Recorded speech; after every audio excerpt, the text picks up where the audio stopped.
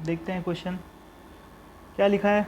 Bullet of mass 20 gram moving horizontally at a speed of 300 metre per second is fire into a wooden block of mass 500 gram suspended by long string. तो बहुत simple statement है। Bullet है जिसका मास मैं capital small M assume कर लेता हूँ, जो कि v स्पीड से आई और बुलेट के अंदर मतलब बुलेट की तरफ जा रही है, बुलेट नहीं सॉरी वुडन ब्लॉक की तरफ जा रही है जिसका मास मैं कैपिटल एम माना हूँ। ठीक है। The bullet crosses the block and emerges on the other side. तो क्या हो रहा है, अब बुलेट बहुत हाई स्पीड से जा रही है तो ब्लॉक को छेदते हुए वो निकल जाएगी, ऐसा ही लिखा हुआ है। अब छेदते हुए वो किस स्पीड से जा रही है नहीं लिखा हुआ है ना। लेकिन सोचो, अब बुलेट और ब्लॉक जब एक दूसरे से टकरा रहे थे तो ब्लॉक पे ऐसे फोर्स लग रहा होगा और बुलेट पे पीछे की तरफ लग रहा होगा, तो बुलेट की स्पीड थोड़ी कम हो जाएगी। ठीक है ना। तो मान लेते हैं कि बुलेट की स्पीड हो गई v से v1। ठीक है।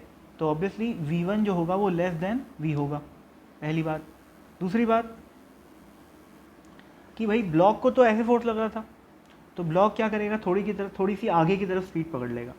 तो मान लेते हैं वो स्पीड है v2। ठीक। अब बोला है the centre of mass of the block rises through height of 20 centimetre. अब ये क्या करेगा, ये पेंडुलम जैसा दिखाई दे रहा है। बुलेट तो निकल गई, छोड़ो बुलेट को, है ना। अब ये ब्लॉक क्या करेगा, ऐसे जाएगा और क्वेश्चन में बोल रहा है कि ये टोटल 20 सेंटीमीटर ऊपर जा रहा है।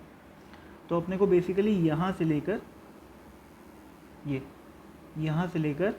यहाँ तक की हाइट दे रखी है 20 सेंटीमीटर, उसको अपन h मान लेते हैं।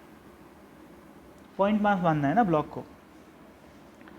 ठीक है ना। Find the speed of the bullet as it emerges from the block. तो सबसे पहले मैं एक काम करता हूँ, मेरे को पता है कि ये ब्लॉक कितनी हाइट पे जा रहा है, h हाइट पे जा रहा है, और मेरे को पता है कि यहाँ से लेकर यहाँ तक एनर्जी जो है वो कंजर्व रहेगी। Kinetic energy will get converted into potential energy. तो सबसे पहले मैं क्या लिखूँगा, half mass of block into initial velocity का square will be equal to mass of block into g into h। अब यहाँ पर h की वैल्यू दे रखी है, v2 की वैल्यू नहीं पता, v2 की वैल्यू निकल जाएगी। क्या आएगी v2 की वैल्यू, ये m से m चले गया और ये आ जाएगा √2gh। ठीक है। अगर किसी की प्रैक्टिस बहुत अच्छी है तो वो अपने आप ही समझ जाएगा भैया कि h हाइट ऊपर जा रही है तो इनिशियली उसकी स्पीड √2gh रही होगी, अगर कोई ढंग से वर्क और एनर्जी पढ़ाए तो यहाँ पर अपना टाइम सेव कर सकते हैं अगर ऐसा क्वेश्चन एग्जामिनेशन में आता है तो। ठीक। v2 निकल गया। अब इस सिचुएशन को देखो, यहाँ पर ये जस्ट बिफोर द कोलिजन वाली सिचुएशन है और ये है जस्ट बाद जब बुलेट निकल गई। अब यहाँ पर जो भी फोर्सेस लग रहे हैं वो इंटरनल है। ठीक है।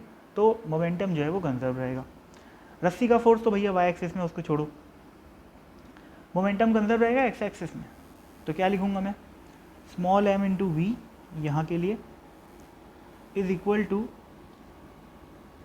इसका मास क्या है, कैपिटल M है, इंटू वेलोसिटी कितनी है, v2 है। ठीक है। प्लस इसका मास क्या है, स्मॉल m, वेलोसिटी कितनी है, v1। तो अब यहाँ देखो, इस इक्वेशन में v2 की वैल्यू तो मैं यहाँ से निकाल चुका हूँ ना, तो ये पता है मेरे को। ठीक है। v की वैल्यू तो क्वेश्चन में गिवन है 300 मीटर पर सेकेंड, तो केवल v1 की वैल्यू अपने को निकालना है, मतलब v1 अननोन है। तो इस इक्वेशन को सॉल्व करके अपन v1 की वैल्यू निकाल लेंगे और वही क्वेश्चन में पूछा भी है। क्या पूछा है देखो, find the speed of the bullet as it emerges from the block. तो वेरी सिंपल। ठीक है। कैलकुलेशन तुम लोग करते, मतलब आप लोग करते रहना, क्योंकि वो भी मैं कर दूंगा तो फिर आप लोग क्या करोगे। ठीक है।